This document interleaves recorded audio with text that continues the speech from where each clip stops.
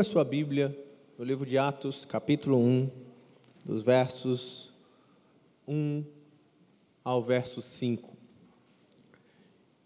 E esse ano, no primeiro semestre, eu vou estar fazendo uma série de exposição nos 2 primeiros capítulos do livro de Atos. Esse ano, especialmente nas minhas pregações, eu vou estar trabalhando sobre o Espírito Santo. Nós vamos trabalhar no começo do ano esses 2 textos, esses 2 capítulos de Atos que falam sobre a descida do Espírito Santo.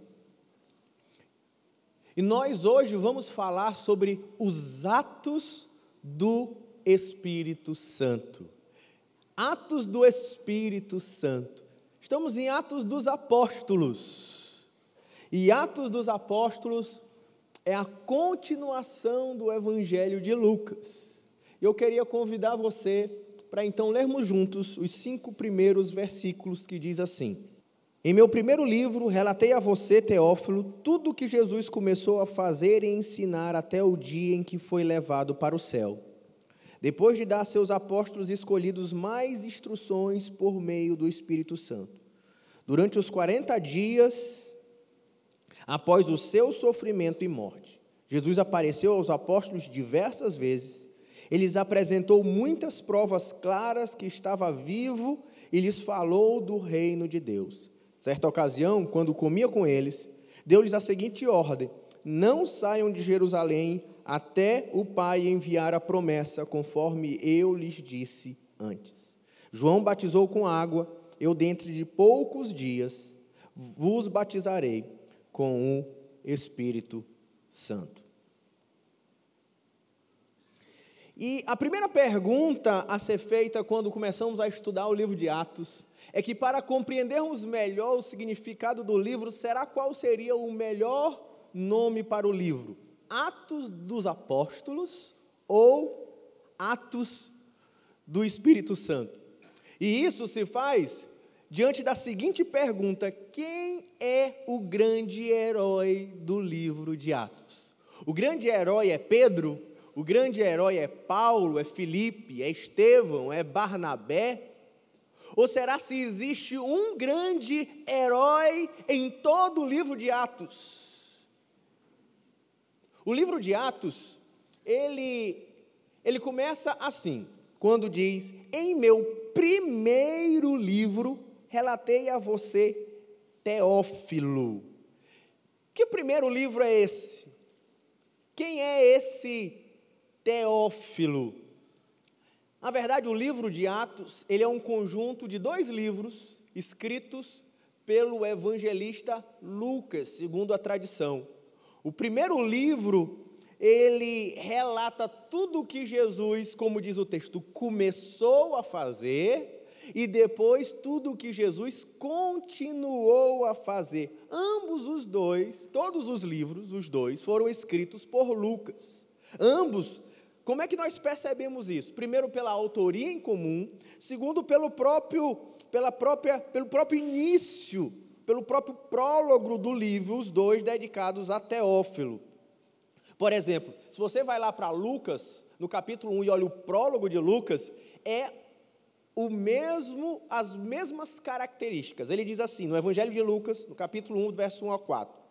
Muitos se propuseram a escrever uma narração dos acontecimentos que se cumpriram entre nós. Usaram os relatos que nos foram transmitidos por aqueles que, desde o princípio, foram testemunhas oculares e servos da palavra. Depois de investigar tudo detalhadamente desde o início, também decidi escrever-lhes um relato preciso, excelentíssimo Teófilo, para que tenha plena certeza de tudo que lhes foi ensinado. Então, Teófilo era aquele para quem os 2 documentos estão sendo direcionados. E ele diz com clareza qual é o objetivo dessa grande obra, Lucas Atos, que era escrever, a partir de uma pesquisa, um relato preciso, através de uma narração dos acontecimentos, segundo estavam sendo transmitidos por aqueles que foram testemunhas oculares, ou seja, os apóstolos. E ele dedica os dois a Teófilo. Mas quem é Teófilo? Teófilo, a gente não sabe exatamente quem ele é, mas alguns sinais nós podemos ter para entender um pouco do que está acontecendo aqui no começo do livro de Atos. Ele provavelmente é cristão, uma vez que o texto diz que Lucas o havia instruído nas palavras do Senhor, segundo as narrativas de fé. Então ele era um cristão, ele era provavelmente um personagem influente do Império Romano, da alta classe de Roma, que, segundo a tradição que acontecia na época, uma tradição literária, cultural, homens ricos e famosos, eles contratavam, sustentavam e bancavam projetos literários. E provavelmente é o que está acontecendo aqui. Teófilo é alguém que tem condição, ele é alguém famoso, ele é alguém alguém influente em Roma, ele era discípulo de Lucas, e ele resolve investir em Lucas, pagando o projeto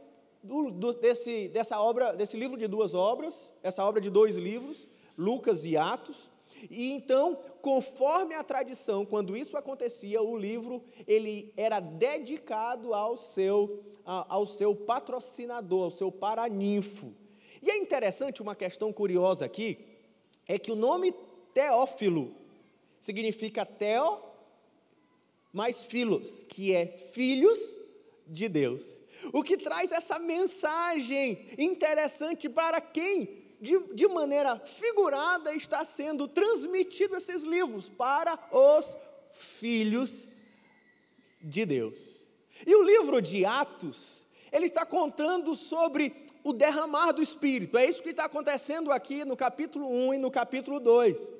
E esse derramar do Espírito, ele marca a chegada do reino de Deus, como nós vamos ver, iniciados por meio da obra de Cristo, mas depois ela vai se expandindo por meio da igreja. E por isso, aquela pergunta que fizemos no início, nós vamos aprender hoje, que talvez de maneira didática para você, a melhor maneira de entender como funciona o livro de Atos, era chamando ele de Atos do Espírito Santo. E sobre os atos do Espírito Santo, em primeiro lugar, é interessante perceber os atos do Espírito Santo, como diz no texto, no ministério do rei. Então, diz assim o texto: em meu primeiro livro, relatei a você, Teófilo, tudo que Jesus começou a fazer e ensinar. O Evangelho de Lucas fala da chegada do reino de Deus, a partir da chegada de um grande rei, o grande rei Jesus, e Jesus começa fazendo obras e sinais e pregando o Evangelho, e Lucas está dizendo que lá na primeira obra, no Evangelho de Lucas, eu comecei a relatar tudo que Jesus começou a fazer e ensinar. Lá, quando voltamos para Lucas, vamos ver os ensinos de Jesus, as mensagens de Jesus, vamos ver o exemplo de vida de Jesus, ele que jamais pecou, viveu em perfeita santidade, sendo um modelo de homens, e o primeiro entre esse novo tempo do reino que estava chegando. Nós olhamos os milagres de Jesus como sinais da chegada do reino. O rei chegou, e por causa do rei está chegando, do reino de Deus está chegando, o reino dos céus está chegando. Agora, as obras do inimigo, do pecado, das trevas que dominavam sobre essa terra, estavam se revertendo. Havia curas, milagres, ressurreições, maravilhas. Vimos isso na vida de Jesus. Olhamos também o seu sacrifício, o seu caminho para a cruz. Olhamos ele atravessando as dores. Eram as suas obras e ensinos, tudo que ele fez, o que ele ensinou, porque muito mais do que o que Jesus ensinou, muito mais é o seu sacrifício naquela cruz, vencendo a morte, pagando o preço pelos nossos pecados e ressuscitando ao terceiro dia para a nossa salvação. Amém, irmãos? Tudo que Jesus começou a fazer. E é interessante que ele começa o livro de Atos, dizendo que Jesus, no livro de Lucas, começou a fazer. Isso nos traz logo uma reflexão.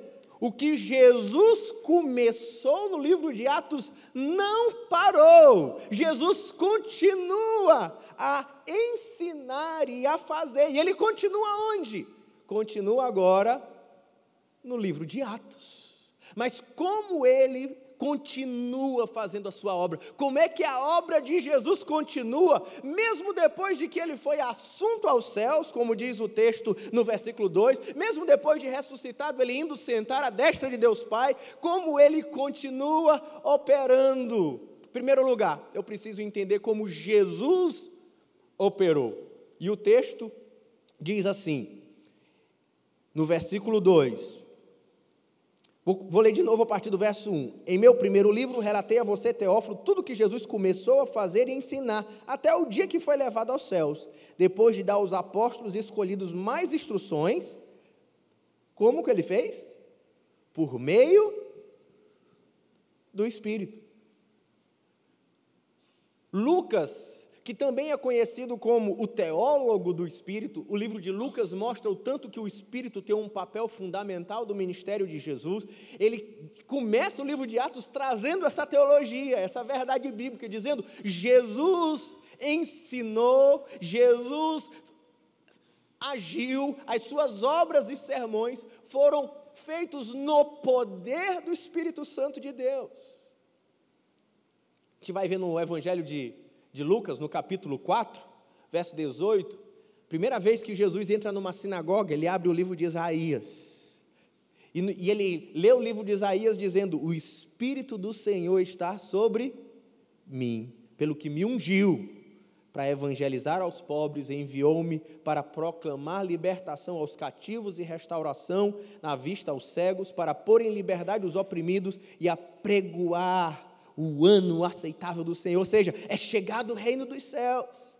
Tendo fechado o livro, devolveu ao assistente, sentou-se, todos na sinagoga tinham os olhos fitos nele. Então Jesus passou a dizer: hoje se cumpriu a escritura que acabais de ouvir. Ele estava dizendo: eu sou aquele que recebeu a unção do Espírito para trazer o reino de Deus e fazer com que se aconteça o ano aceitável do Senhor.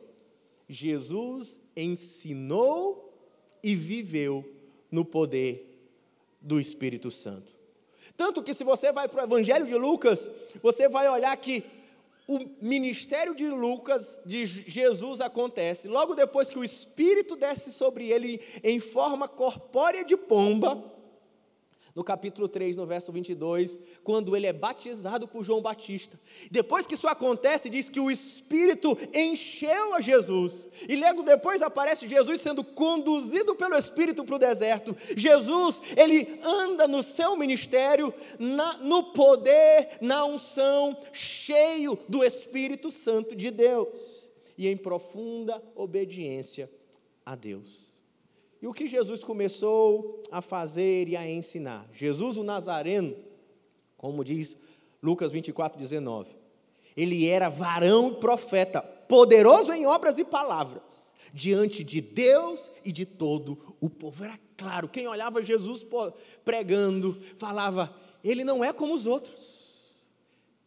Ele é um mestre que ensina com autoridade, e ele é poderoso, tanto em palavras, como nas suas obras. A sua vida, a sua perfeição, e também os milagres que ele faz, revelam que ele não é como os outros profetas, ele é diferente. É interessante parar aqui para refletir que salvação é uma obra da Trindade. Deus enviou o seu Filho, e o seu Filho viveu e ensinou no poder do Espírito. Deus criou o mundo pela Trindade, Jesus conduziu o Antigo Testamento na Trindade, Jesus trabalhou a obra da redenção na Trindade. O nosso Deus, que é Deus Pai, Deus Filho e Deus Espírito Santo. Amém, irmãos? Cristo, ele veio no poder do Espírito para nos salvar. As suas obras foram perfeitas. Ele veio para pagar o preço, como celebramos aqui na ceia.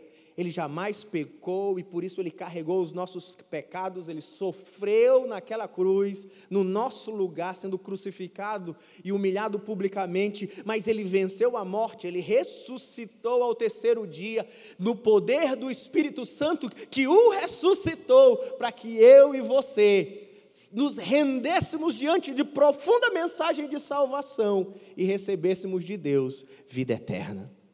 Para todo aquele que nele crê, não pereça, mas tenha vida eterna, para que pudéssemos entrar com intrepidez no Santo dos Santos, na presença de Deus, mesmo sendo pecadores, mas porque Jesus pagou o preço naquela cruz, pelos nossos pecados. E a sua mensagem cheia do Espírito Santo, do trabalho da Trindade, era dizendo: vinde a mim, vós que estáis cansados e sobrecarregados, e eu vos aliviarei.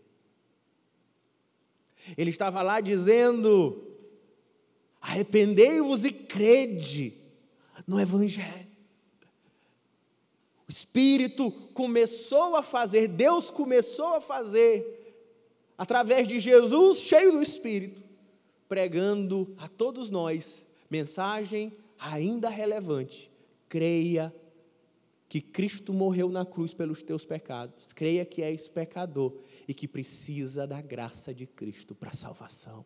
Arrependa-se e creia nessa mensagem que pode mudar a tua natureza, que pode te fazer nascer de novo e entrar no reino de Deus.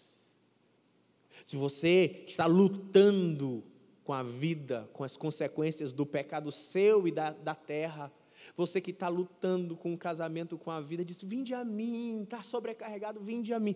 Essa mensagem, creia no Senhor Jesus. Mas aquilo que Jesus começou a fazer, o que diz o livro de Atos, Lucas, é que ele continuou a fazer por meio dos seus apóstolos. Porque no dia que ele é levado aos céus, como relata o fim dos evangelhos, ele tinha passado 40 dias dando instruções, dando mandamentos, dando uma comissão para os seus apóstolos no poder do Espírito. E o que ele está fazendo ali, a dar aos apóstolos escolhidos instruções por meio do Espírito. A palavra instruções é encargo.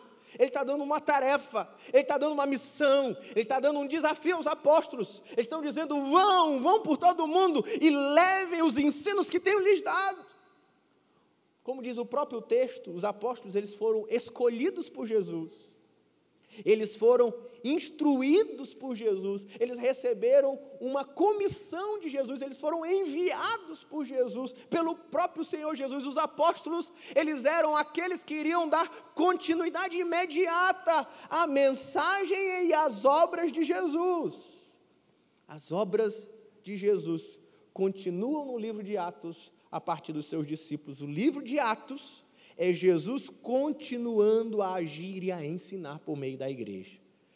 E como é que Jesus iria continuar a sua obra? Enviando o Espírito Santo. Como é que Jesus ia continuar agindo e ensinando? Pela obra agora do Espírito Santo no meio da sua igreja. Então, como entender esse livro? Então, é o livro dos Atos do Espírito Santo. Jesus continuou a sua obra por meio dos seus apóstolos. As palavras e obras de Jesus continuam a acontecer por intermédio do Espírito Santo agindo no meio da igreja.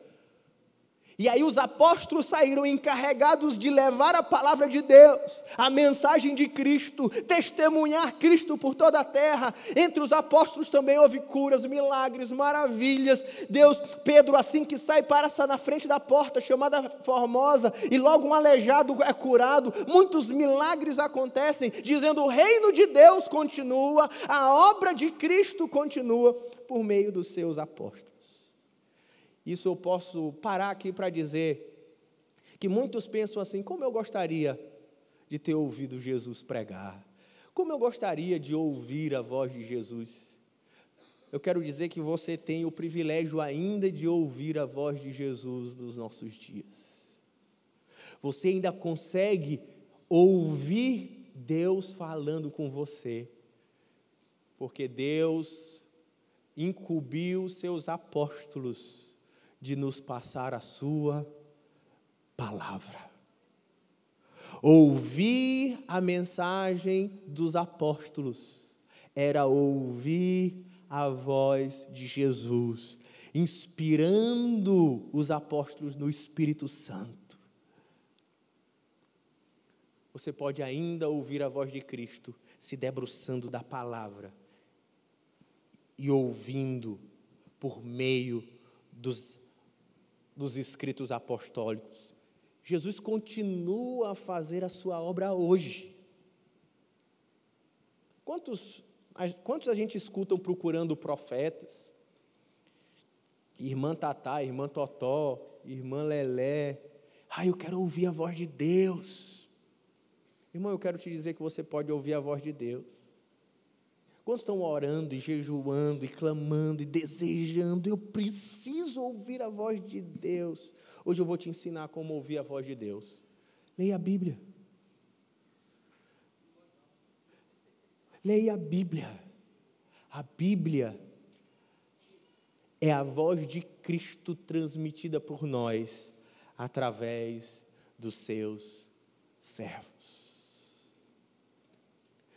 E os atos do Espírito Santo, que foram atos no ministério de Cristo e dos apóstolos, eles também testemunham a chegada de um novo tempo na terra, a chegada do reino de Deus. A chegada do reino de Deus, segundo as expectativas judaicas, ela dependia de basicamente três coisas. Dependia da chegada do Messias, eles esperavam a raiz de Davi, eles esperavam o descendente de Abraão, aquele que iria trazer o reino de Deus sobre a terra e libertá-los de Roma.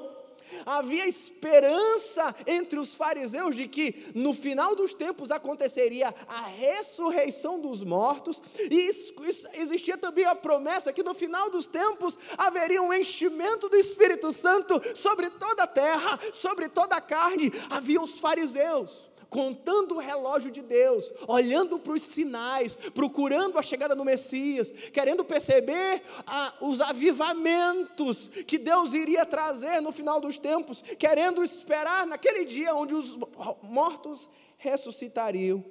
E agora nós estamos olhando Lucas dizer que os apóstolos são testemunhas de que o reino de Deus chegou. Mas o reino de Deus chegou por quê? Primeiro, porque o rei já havia chegado. Eles estão dizendo, eles viram, eles são testemunhas. Versículo 3 diz: durante 40 dias após o seu sofrimento e morte, Jesus apareceu aos apóstolos diversas vezes. E lhes acrescentou muitas provas claras de que estava vivo, e lhes falou do reino de Deus. Os apóstolos eram as testemunhas oculares. Ele ressuscitou, ele está vivo, nós vimos. O rei chegou, os mortos começaram a ressuscitar, o Espírito foi derramado, até porque Lucas está escrevendo ele já no final, lá pela década de 70, então tudo isso aqui já havia acontecido. Mas olha algumas coisas, os apóstolos, eles eram essas testemunhas, é isso que Lucas está dizendo. Jesus ressuscitado apareceu para ele, não foi uma vez, foram diversas vezes, é o que Lucas está dizendo. Eles tiveram provas claras, eles viram, eles comeram, eles tocaram em Jesus ressuscitado. E Jesus lhes ensinou a respeito desse reino que estava chegando. O escolhido se juntará a nós como testemunha da ressurreição. Eles vão dizer no versículo 22, dizendo que essa é a tarefa clara dos apóstolos. Testemunhar que Jesus ressuscitou. E eles estavam testemunhando que eles viram, que Jesus apareceu, que eles comeram com Jesus, que eles tocaram em Jesus. E se você volta para o Evangelho de Lucas, ou até mesmo do Evangelho de João 20 e 21, que tem isso mais esmiuçado, você vai olhar Jesus aparecendo para Maria Madalena, Jesus aparecendo para Pedro, Jesus aparecendo para os apóstolos, Jesus aparecendo para aqueles no caminho de Emaús, Jesus aparece para eles na beira da praia, Jesus aparece para eles diversas vezes, Jesus aparece quando eles estavam reunidos numa casa, e eles se espantam. Jesus come com eles na beira da praia, onde o próprio Jesus ressuscitado cozinha um churrasco de peixe para eles. Ele parte o pão com aqueles que estavam no caminho de Emaús. O próprio texto aqui no verso 4 diz, enquanto comiam com eles, Lucas está dizendo, eles comeram. Jesus era carne, era gente, não era um espírito, não era uma assombração, não era um corpo espiritual. Ele, em carne, ele ressuscitou. Nós tocamos nele. É o que ele está dizendo, quando ele diz lá para Tomé, toca nas minhas chagas, e você vai ver que eu estou aqui em carne, eu ressuscitei. O próprio Senhor Jesus tinha dito claro a mensagem que os apóstolos podiam testemunhar, quando ele diz, curem os enfermos e digam-lhes, o reino de Deus chegou até vós. Era claro para os apóstolos, o reino chegou. Mas vós, perguntou eles, diz Lucas capítulo 9, quem dizem que eu sou?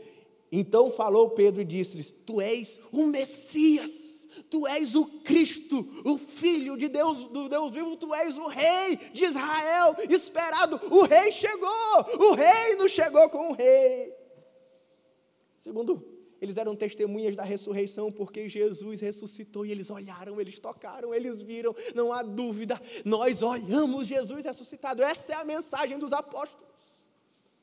De fato, que o próprio Paulo diz assim, mas de fato, Cristo ressuscitou dentre os mortos, sendo ele a primícia, ele é o primeiro dos que ressuscitam, está dando início aos últimos tempos. A ressurreição começa a partir da ressurreição de Jesus. Visto que a morte veio por um homem, também por um homem veio a ressurreição dos mortos. É assim que entende Paulo sobre essa chegada do reino na vinda de Jesus. E também aqui, Atos trata dessas promessas do Antigo Testamento, onde Isaías diz até que sobre nós o Espírito seja derramado do alto. 32:15. Ele ainda diz em 44:3, porque despejarei água sobre o sedento, torrente sobre a terra seca, e derramarei do meu Espírito sobre a tua posteridade, e a minha bênção sobre a tua descendência. Quando Ezequiel diz, não esconderei deles o meu rosto, pois derramarei do meu Espírito sobre a casa de Israel, palavra de Yahvé, o soberano e eterno Senhor. Essa era a forte expectativa escatológica dos judeus. Havia uma era presente, que eles entendiam que era o tempo do pecado, do Satanás, da morte, da doença, do sofrimento, onde eles estavam vivendo o silêncio, um período que chama intertestamentário, onde não havia profetas em Israel, e eles sentiam a tristeza da ausência da revelação, a ausência da presença de Deus, a ausência do Espírito. E eles esperavam a chegada do Messias, onde inauguraria uma era futura. Essa era assim que os judeus esperavam, onde chegaria o tempo de Deus, de total justiça, onde o leão, ele brincaria com a lebre, onde teria perfeita saúde, paz, justiça, onde os mortos ressuscitariam, e onde o Espírito seria derramado sobre toda a carne. Mas olha como acontece, para você entender. Tem a era presente, mas a era presente, quando Jesus ressuscita, ele inicia o começo do fim. Já estamos no fim, por mais que já tem 2000 anos de toda a história da terra, nós já estamos no fim. Jesus inicia as últimas coisas. Quando Jesus ressuscita, o Espírito é derramado sobre toda a terra, o reino de Deus chegou sobre a terra. Agora o céu está invadindo a terra, por isso milagres, por isso maravilhas, por isso Deus começa a restaurar famílias, restaurar vidas, trazendo a vontade de Deus sobre a terra. A nova era chegou. Mas vivemos uma época onde as duas eras andam em paralelo. Ainda temos a era presente, ainda com pecado, sofrimento e dor, mas a era nova já está dando entrada por meio da igreja.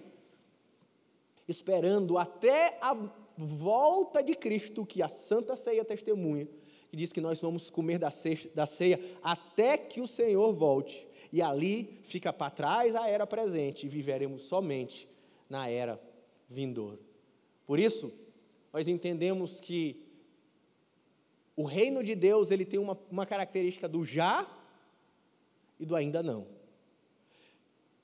O reino de Deus chegou já. O reino de Deus já chegou? Ainda não. Ele já chegou, porque ele já está entrando na terra, ele já está movendo na terra, por meio de todos aqueles que se rendem aos seus pés, ao Rei Jesus. Mas ainda não, porque isso ainda não aconteceu em toda a terra. A ressurreição dos mortos e a descida do Espírito Santo eram os sinais, então, da chegada do reino de Deus para os judeus. E agora, Jesus ressuscitou. E o Espírito tinha sido derramado sobre todos em Pentecostes. Curas e milagres eram sinais escatológicos que aconteceram tanto em Jesus como nos apóstolos, dizendo: a nova era chegou e está sendo inaugurada. É isso que os apóstolos entendiam, irmãos. Eles estavam felizes, animados. Vocês estão vendo? O Espírito foi derramado, a ressurreição dos mortos, milagres, o novo tempo chegou. Era a mensagem dos apóstolos. Com a chegada do reino de Deus na terra, o céu estava invadindo a terra. A reversão das consequências do pecado de Adão estavam começando a acontecer. As desarmonias com Deus, com a terra, com a existência, com o outro, estavam começando a se reverter. Agora você, irmão, entrando no reino de Deus, sendo cheio do Espírito, vivendo na dependência, debaixo do reino do Senhor Jesus, você volta a ter harmonia com Deus. Aquilo que o pecado nos afastou de Deus, no reino de Deus, nós voltamos a uma harmonia profunda, tendo Deus habitando em nós pelo Espírito. Nós passamos a ter harmonia com a existência, enquanto o pecado tirou do homem a paz, a alegria, tirou do homem a vida. Nós podemos ver o próprio Senhor Jesus dizendo que o reino de Deus não é comida nem bebida, mas paz, alegria e gozo no Espírito Santo. A gente volta a ter harmonia com a existência, porque o reino de Deus pode chegar em mim. O reino de Deus pode chegar restaurando a comunhão de um mundo onde o homem é o lobo do próprio homem. Nós podemos agora viver comunidade na nossa família, no meio da igreja, uma comunidade que começa a experimentar as gotas do céu, de cuidado, de amor, de abnegação, de sacrifício. Nós começamos a ver quando o Espírito é derramado, você pode, em meio a um mundo em depressão, um mundo que vive as desarmonias com a existência, que vive as desarmonias com o próprio eu, sendo revertidas, porque elas podem receber pelo Espírito Santo da paz, que só o reino de Deus pode dar, da alegria que só o reino de Deus pode dar, do amor que só pode vir pelo Espírito, uma vez que Ele nos deu o Espírito, diz Romanos 5,5, para nos encher o coração do seu amor, para derramar sobre nós essa vida de poder restauradora. Quando Ele diz, Atos 1,8, mas recebereis poder ao descer sobre vós o Espírito Santo. Há um poder para restaurar famílias, para restaurar a alma, para restaurar os enfermos, para restaurar a mente, para restaurar famílias. Há um poder quando o reino de Deus invade a sua vida pelo Espírito derramado em nós. Há um poder que pode nos transformar completamente. Bem-vindo, irmão. Se você veio para Cristo, bem-vindo ao reino de Deus. Você vive na realidade dos céus na terra. O Espírito Santo já está em você. Deus já deu início a essa obra de restauração na sua vida. E Ele vai completar até o dia do Senhor. Quando o reino de Deus chega, e agora a gente pode viver cheio do Espírito Santo. Paulo, que era o discipulador de Lucas, diz assim: e não vos embriagueis com o vinho, mas enchei-vos do Espírito, vivendo em comunhão, adorando a Deus, fazendo aquilo que estamos fazendo aqui hoje. E ele diz assim: quando isso acontece, quando o reino de Deus invade as famílias, quando o reino de Deus invade a terra, quando o reino de Deus invade a igreja e as pessoas se sujeitam à vontade de Deus, ele diz, vocês começam a se sujeitar uns aos outros, começa a terra a entrar em harmonia. Aí ele diz: mulheres, logo depois, se você às vezes não percebe isso, logo depois, quando ele diz enchei-vos do Espírito, sujeitando uns aos outros, aí ele diz: mulheres cheias do Espírito, se sujeitam, vivem em harmonia com seus maridos. Homens cheios do Espírito, a gente pensa, ele vai pregar, ele vai flutuar, ele diz, não, ele vai amar a sua esposa como Cristo amou a igreja. A terra cheia do Espírito vai ver filhos obedecendo aos pais pelo Espírito, e pais educando seus filhos no Senhor. Quando o Espírito invade a terra, ele começa a transformar a sociedade, a transformar famílias, transformar casamentos, transformar minha vida profissional. Quando ele diz que empregados cheios do Espírito, eles obedecem aos seus patrões como ao Senhor no Espírito, e que patrões cheios do Espírito, eles tratam os seus empregados como irmãos. É o que diz Efésios capítulo 6, na conclusão sobre uma vida cheia do Espírito. Quando o Espírito ele enche a terra, ele muda a história. E Deus está fazendo, porque ainda vivemos na dimensão do já e do ainda não. Porque se já vivemos entre esses dois mundos, Deus já começou a fazer na sua vida, e pode continuar fazendo, e pode fazer ainda muito mais hoje. Mas também há uma certeza de que há um dia, Jesus vai voltar. Você pode dar um glória a Deus por isso, irmão? E aí eu posso olhar João, dizendo em Apocalipse, vi novo céu e nova terra. Pois o primeiro céu e a primeira terra já passaram, e o mar já não existe mais. Ele está dizendo, vai acontecer um momento onde a terra se encherá completamente do conhecimento do Senhor, e o Senhor Jesus reinará em carne no nosso meio. Que era? O reino de Deus já chegou, irmãos. O reino de Deus é a chegada do domínio de Deus no coração dos crentes. Quando você se rende aos pés de Jesus, o reino de Deus chegou na tua vida. Em último lugar, quando ele chega no verso 4 e 5, nós podemos ver que os atos do Espírito, eles aconteceram no ministério de Jesus. Eles testificam a chegada dessa nova era do reino de Deus. Mas os atos do Espírito, eles vão dar continuidade no reino. E ele dá continuidade no reino através da igreja. Quando ele diz assim, certa ocasião, portanto, comiam eles e deu-lhes a seguinte ordem: não saiam de Jerusalém, até o Pai enviar a promessa, conforme eu lhes disse antes. João batizou com água, mas dentro de poucos dias, vocês serão batizados com o Espírito Santo. E essa promessa era que eles não deveriam sair de Jerusalém, porque o Antigo Testamento falava que esse reino, ele iria a partir de Jerusalém, a partir de Israel, para todas as nações. E esse início da era escatológica aconteceria a partir de Jerusalém. O Espírito seria derramado em Jerusalém. A primeira igreja, ela viria a partir de Jerusalém, trazendo a nova era sobre a terra. E ele diz, até o Pai enviar a promessa. O próprio Senhor Jesus já tinha dado essa promessa em tantos lugares, com tanta clareza, por exemplo, como em João, capítulo 14, no verso 16, ele diz assim, e eu pedirei ao Pai, e Ele lhes dará outro Consolador, que nunca os deixará, é o Espírito da verdade.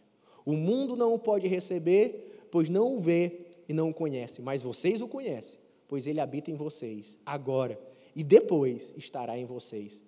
Não os deixarei órfãos, voltarei para vocês. Ele diz, em poucos dias, falando para os apóstolos, vocês serão batizados com o Espírito Santo. O Espírito Santo vai encher a vida de vocês. A obra de Cristo vai continuar. e ela vai continuar através de vocês. É o que Jesus estava dizendo para os apóstolos. Mas não se preocupem, não vai ser pela força da carne, não vai ser pelo intelecto, não vai ser pela formação, não vai ser pela sua capacidade humana ou pelo poder da humanidade, mas eu vou derramar do meu Espírito. É o que Jesus estava dizendo. E quando o Espírito de Deus se derramar em nós, o reino de Deus vai avançar, os milagres vão continuar, a mensagem vai continuar sendo pregada, o ensino de Jesus vai avançar, as obras de Jesus vão avançar, as obras do pecado vão ser desfeitas na terra. Jesus continua operando no mundo hoje, e Ele está fazendo através de você, pelo Espírito Santo. E eu queria dizer para você que o Espírito Santo, ele não é uma doutrina, ou só confissão de fé, como muitas vezes parece ser, às vezes para alguns da nossa igreja, às vezes para algumas denominações. O Espírito Santo é simplesmente uma confissão de fé histórica que fazemos. Não, o Espírito Santo ele é uma pessoa. O Espírito Santo, ele não era algo que se tratava numa sala de aula só para explicar como aconteceu a nossa conversão. O Espírito Santo era realidade, era experiência na vida daqueles homens em Atos. Eles andaram movidos pelo Espírito, guiados pelo Espírito, no poder do Espírito, era algo real na vida deles. Muitas vezes nós, em vez de ser trinitários, nós vivemos uma espécie de binitarismo, Deus e Cristo, e colocamos o Espírito Santo meio que de lado, na prática da nossa vida cristã. Sem perceber, ou sem nem se atentar, colocamos na nossa prática o Espírito Santo de lado. Mas o Espírito Santo, ele é real. E ele está dentro de todos os crentes. Ele habita dentro de você. Assim, irmãos, sabe o que Jesus está dizendo para os apóstolos? Eu andei com vocês esse tempo todo, andamos 3 anos e meio, comemos juntos, andamos juntos, fizemos ceia juntos, fizemos milagres juntos. Jesus está dizendo, eu não vou deixar vocês sós, porque o Espírito Santo está dentro de vocês. Ele diz, o Espírito Santo vai estar dentro de vocês, e agora, nós crentes, ele está dentro de você. O poder de Deus anda com você. A proteção de Deus anda com você, a presença de Deus anda com você, o Espírito Santo de Deus está em você, ele é real, é uma pessoa, e você pode andar na experiência do Espírito. E se o Espírito de Deus está com você, você tem poder para viver em santificação. Eu não consigo vencer, eu não consigo ouvir a palavra, eu não consigo me relacionar com Deus. Não, não é pela sua carne, o Espírito está trabalhando em você. Renda-se, encha-se do Espírito, deixa o Espírito como verdade mudar a tua vida. Você tem poder para viver em comunhão com os irmãos. Mas eu não consigo perdoar, eu não consigo ter comunhão. Não é pela sua força, é quando o Espírito desce, quando o Espírito desceu sobre a igreja, nós fomos cheios do Espírito. Agora, nós conseguimos, pelo poder do Espírito, falar com os diferentes, como vai acontecer no capítulo 2, pelo poder sobrenatural, nós falamos e nos entendemos. Nós nos tornamos um só corpo, o corpo de Cristo. É milagre, não é poder mental. É porque o Espírito habita em vós. Pelo poder do Espírito, você tem poder para pregar a palavra. Eu não sou o pastor Rafael, eu não sou o pastor Afonso, não sou eu, nem o pastor Afonso, nem somente nossa capacidade acadêmica. O Espírito Santo de Deus está dentro de você, e Ele vai falar através da tua boca, quando você pregar a palavra de Deus. Você não está só, era o que Jesus estava dizendo para os apóstolos. Os discípulos andaram com Jesus, e você também pode andar com Jesus hoje, pelo Espírito de Deus. Cristo em nós, já diz o apóstolo Paulo, é a esperança da glória.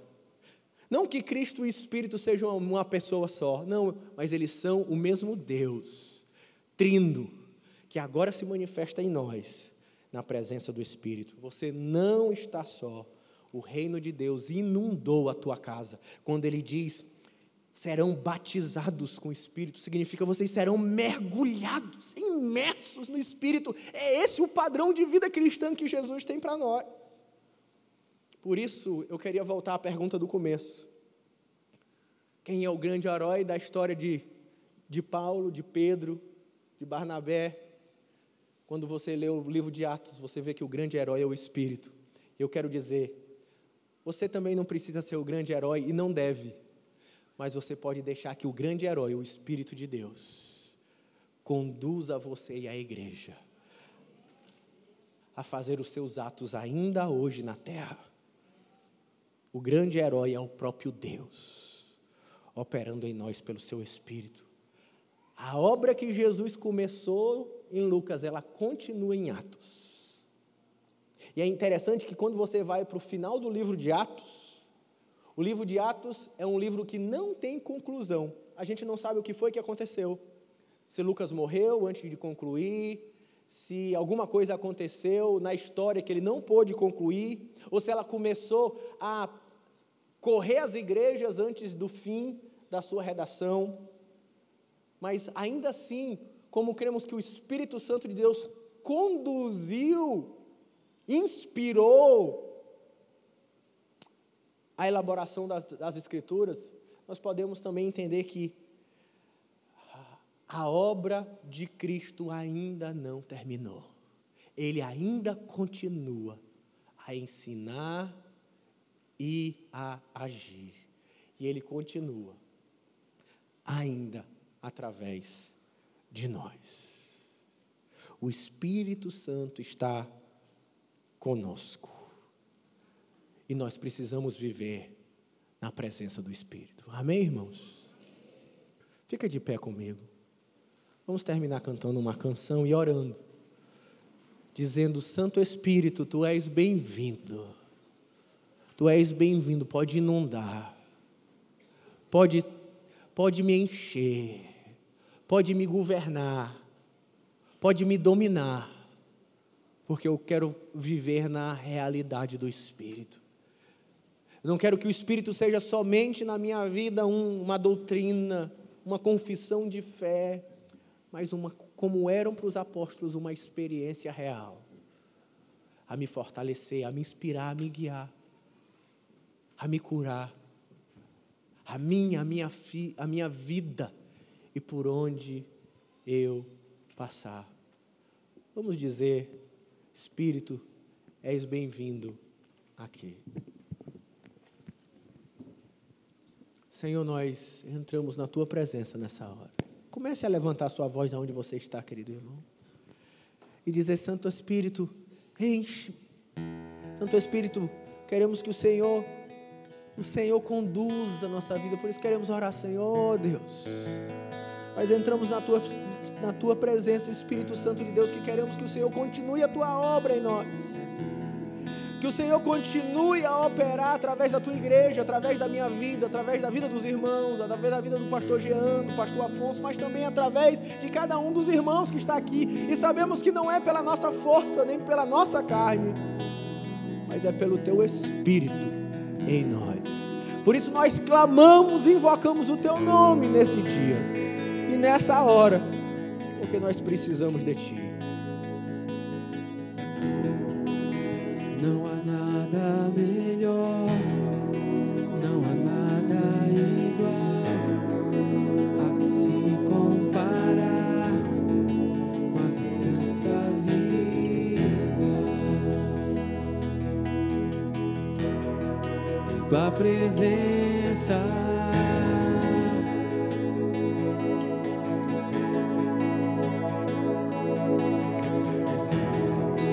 eu provei e vi o mais doce amor que liberta o meu ser e a vergonha desfaz. Em Tua presença